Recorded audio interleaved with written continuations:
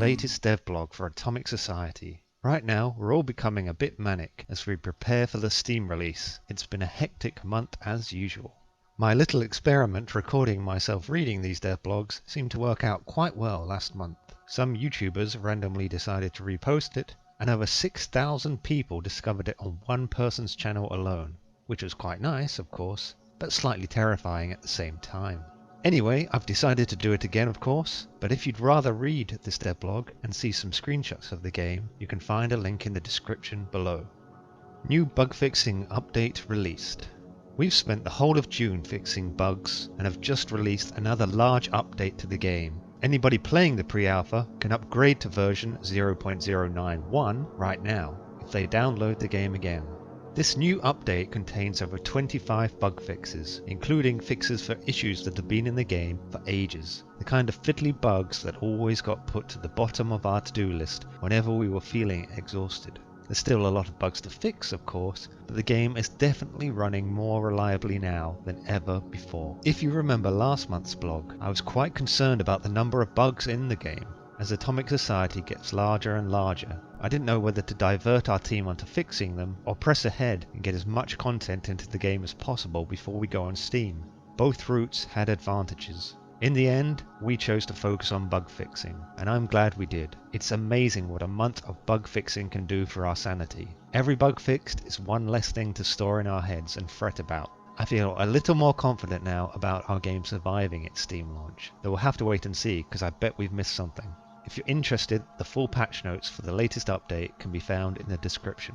Some of the more random bugs we fixed in this version include raiders stealing corpses out of the old people's home, and deceased drug users overdosing on their own supply. Nick, our main coder, also did a complete redo of the storage system to make it much more robust. You'd think NPCs using a storehouse would be pretty simple, but it isn't when various things can happen to that NPC on the way there. Perhaps he's murdered, or arrested, or raiders kidnap him, or disease gets him. There's a lot of opportunities for the storehouse to get confused about what's coming in and what's going out. Multiply that by 300 plus citizens, and it's not a surprise we had a few bugs to sort in that particular area. However, most of them should be fixed now. To help us find bugs this patch, I started playing the game in a way I absolutely hated. For each gameplay decision, I worked out what I really wanted to do and then did the complete opposite. I built the worst post-apocalyptic settlement possible, and I hated every single law I implemented. It felt horrible, and was surprisingly exhausting having to override your own views constantly. However, it did help us find a ton of bugs. Current views on the project. Considering we're on the verge of what might be the biggest shake-up to our lives as indie devs since we started, I've been thinking about the process of making this game quite a lot.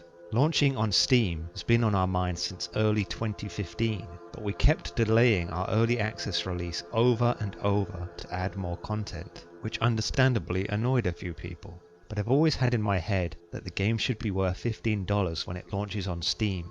Unfortunately, it took us about 3 years to get to that point. Fortunately, we had pre-alpha players who were willing to pay ahead based on just the game's potential. Without that, I don't know if we could have even got to this point. I think we've definitely changed as people since 2015. Our team started out as clueless beginners, but we had that naive optimism that helped us get going. We had no idea how complex and time-consuming Atomic Society was going to be at the time. And there was still this romantic air around making indie games back then. Our blind optimism started to fade around summer 2016. That's when the market became saturated with indie games, and I started to realize just how long it would take us to get Atomic Society in a good playable state. To be totally honest, I still don't know if the game is good enough for early access. I've been playing it so much recently that I've totally lost my objectivity. I still like playing it, but then perhaps I just like it because I've been playing it so much and I'm used to it, or I have terrible taste. There's no way to know. I should take a break from playing it for about a month to gain back some perspective, but there's just no time to do that. As I'm a nervous person, I keep telling myself that nothing bad can happen when we launch on Steam. Even if the game is a total disaster, it's not going to hurt us. But at the same time, I'm having this weird sense of renewed optimism and hope. And with optimism comes the risk of being disappointed. I can't ignore the fact that there's a remote possibility I could be a full-time paid indie dev by the end of the year. That would be my dream job. It's hard to keep your emotions in check when that career possibility is even out there. I feel like someone who's been waiting 3 years to find out if he succeeded at a job interview. New features ready for Steam. Focusing on all the things to do before Steam has kept me somewhat grounded. While Nick was working on that bug fixing patch, Adam, our other coder, has been busy working on the new social issues which I mentioned in last month's dev blog. I'm pleased to say that abortion, homosexuality and breeding are now fully working. They need balancing and bug testing of course, but we were able to get the core work done in a month. For breeding, it's now the case that when you build a hospital, survivors will decide it must be safe enough to start raising families, and young kids will begin periodically spawning. Back when I was first designing this game, I planned a massively complex system, with citizens falling in love and forming relationships and so on, which sounds great on paper, but then you realize players would barely notice any of it. When you've got 300 plus people to keep alive, there isn't time to inspect who's sleeping with who. Players' imaginations will fill in some of the gaps. Abortion is now working too. Female citizens who have just given birth won't be able to work until they've physically recovered. Obviously, a woman who has terminated her pregnancy will be available. If you're short on workers or just overwhelmed with new kids to feed, there could be a cold, practical reason to tolerate or encourage abortion in your town. This was the first social issue where I had to decide who should be punished if you choose to condemn it, the woman or the doctor. In the end, I decided to go with just the woman, as I felt that would make the choice more dramatic. Homosexuality was a bit challenging because there has to be a town planning aspect to everything, and it's not always easy to connect someone's sexuality to building a settlement. In the end, we made it so that gay survivors will come to your town, but not all of them will come out of the closet, so to speak. Some of them will keep it hidden, and this will affect their productivity. If they do come out, it will affect your town's birth rate slightly, and you can decide how accepting to be. I have struggled trying to make it so that the morals and laws you pick in this game are meaningful, but that you can still go in whatever direction you personally think is best. I don't want this game to be sentimental or full of guilt trips. My hope is that the important social issues come with built-in emotions, because we're all human at the end of the day. However, it does mean accepting people are going to do awful things with my game. Choosing a release date for Atomic Society. We have finally decided to commit to a September early access launch. It will be one day in that month, unless the whole team dies between now and then, in which case I'll put it in my will to release the damn game. We have a basic target for launch at last, and it will not change even if we end up coming out on the very last day in September. No matter how much better the game could be, or if Feature X is ready, the time has come to face the music. I don't know if all teams decide like this, but for us, we emotionally need to share this game with a wider audience now. I'm tired of hiding away.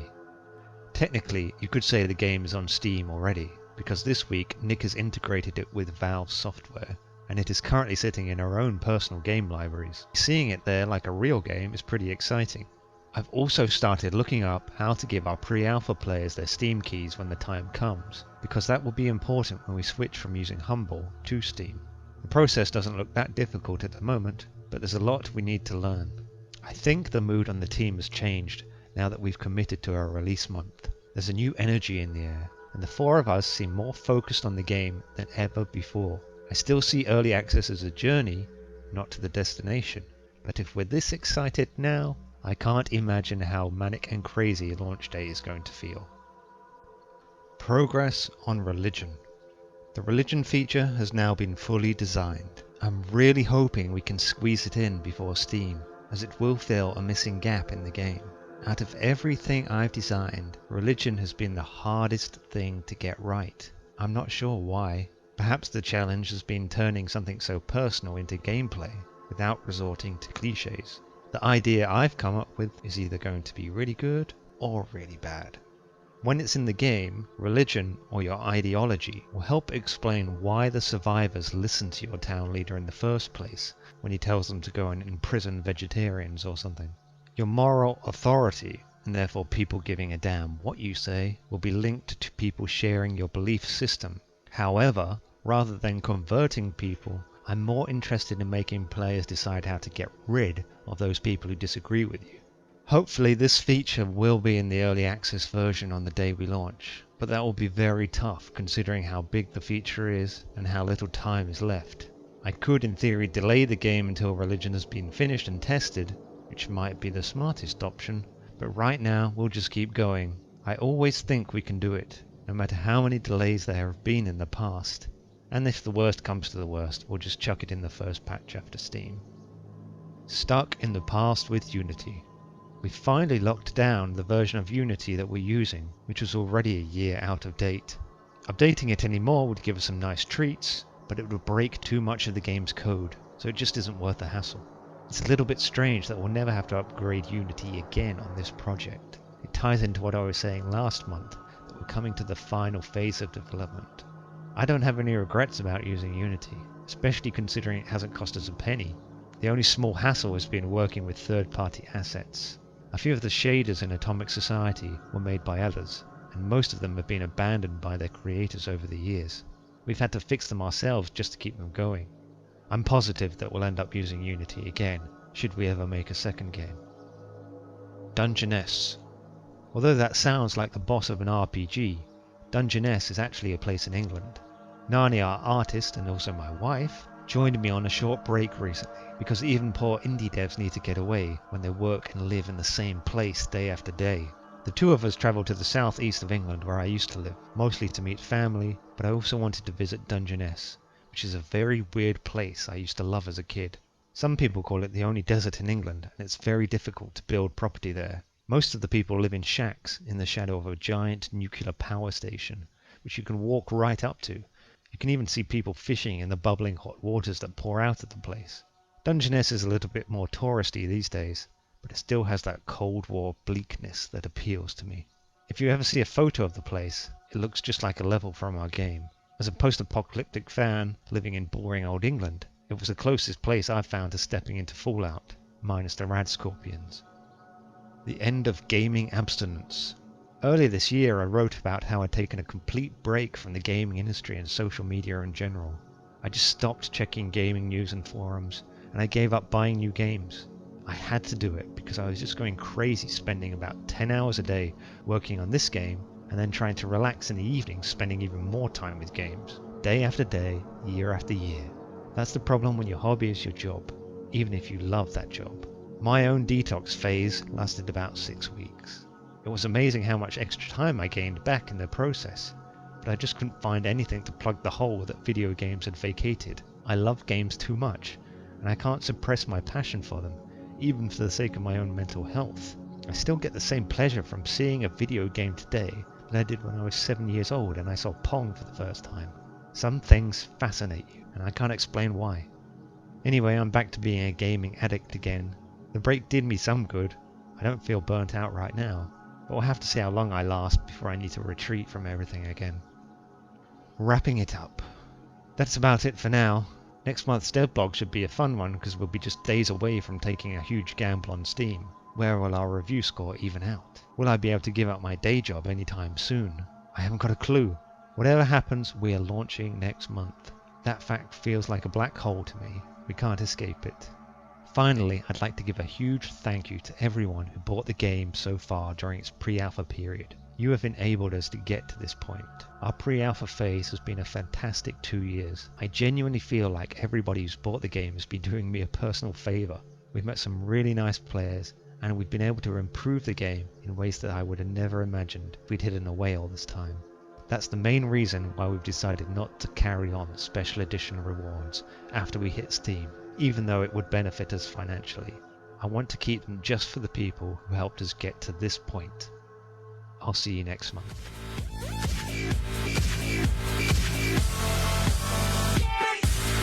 Like and share if you enjoy the video and think others might benefit from this, and of course subscribe and hit the notification button if you are new to the channel and want to be notified every time I post a video.